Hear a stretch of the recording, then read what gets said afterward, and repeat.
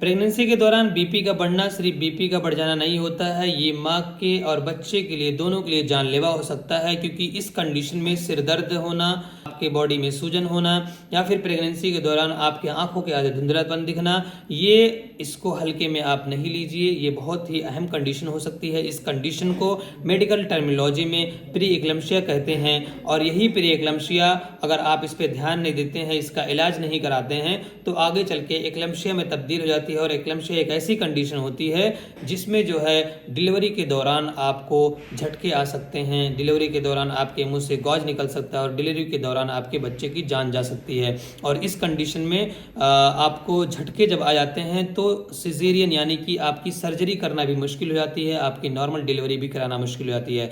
तो समझिए कि प्री एक्लम्शिया क्या होता है। प्री एक्लम्शिया एक ऐसी कंडीशन होती है जिसमें डिलीवरी से पहले यानी कि 20वें हफ्ते के बाद 5वें महीने के बाद आपकी बीपी बढ़ी हुई होती है और आपको बीपी की जांच करानी चाहिए। दूसरी चीज़, आपका यूरिन यानी कि पेशाब में आपके प्रोटीन आते रहते हैं। तीसरी चीज़, आपकी बॉडी में अचानक से बहुत ज़्यादा सूजन आ जाएगा। नॉर्मली प्रेगनेंसी में तो सूजन रहते हैं लेकिन उसमें ज़्यादा सूजन रहेगा आपकी बॉडी में। आँखों के आगे धुंधलापन दिखता है। ये कैसी महिलाओं में ज़्यादा होता है?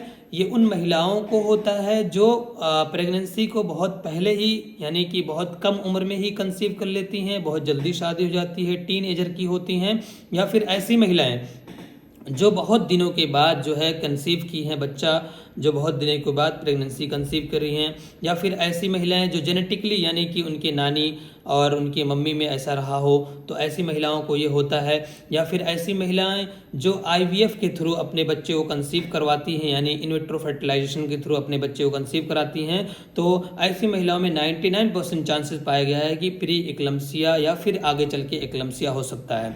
इस कंडीशन से बचने के लिए हमें किन चीज़ों पे ध्यान देना चाहिए? सबसे पहले अपने नज़दीकी अस्पताल पे जाके आप अपनी बीपी को कंटिन्यूसली जांच कराते रहें। नज़दीकी अस्पताल पे जाके आप अपना यूरिन का टेस्ट कराते रहें जो कि बहुत ही कम खर्च का होता है। 100 रुपये की यूरिन की जांच होती है, आप उसको जो है जाके करा लें। बीपी मॉनिटरिंग टाइमली कराते रहें। आप अपना जो है बॉडी वेट जो है कंटिन्यूसली चेक कराते रहें ताकि जो है आप प्री एक्लम्शिया की कंडीशन से बच सकें। अगर आपको नॉर्मल है तो आप जो है उसको इग्नोर करें। एक्लम्शिया की कंडीशन क्या होती है? एक्लम्शिया जब आप प्री एक्लम्शिया अगर आपका होता है और प्री एक्लम्शिया के दौरान अगर आपकी बीपी निकलती है और आपने ब्लड प्रेशर की दवाई नहीं ली, जैसे कि आपका ड्रग ऑफ चॉइस लेबेटोलॉल है और अगर लेबेटोलॉल की टैबलेट आपने कंटिन्यूसली नहीं खाई, अपने प्री एक्लम्शिया को कंट्रोल नहीं किया, तो आगे चल के डिलीवरी के दौरान एक्लम्शिया हो सकता है। और एक्लम्शिया की कंडीशन में बहुत ही मुश्किल होता है नॉर्मल डिलीवरी, क्योंकि उस दौरान बहुत तेज़ी के साथ झटके आते हैं, उस दौरान मुंह से गाज निकलते हैं, उस दौरान बच्चे की भी जान जाती है और बच्चे की जान 90% चली जाती है ऐसी कंडीशन में। और ऐसी कंडीशन में सिजेरियन करना बहुत मुश्किल होता है यानी कि आपका सर्जरी करना बहुत मुश्किल होता है।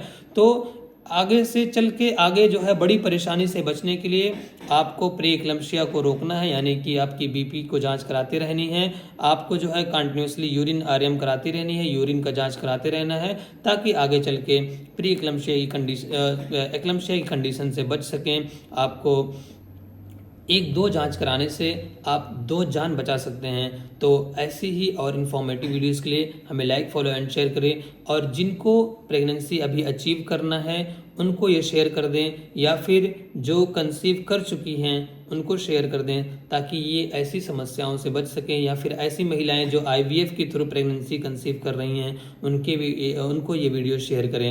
या फिर ऐसी महिलाएं जो ट्विंस बेबी कंसीव की हुई हैं, अल्ट्रासोनोग्राफी में ट्विंस बेबी दिखाएं, ऐसी महिलाओं को इस चीज़ को आप शेयर कर दें ताकि वो इन परेशानियों से बच सकें। Be healthy, be safe. Thank you so much.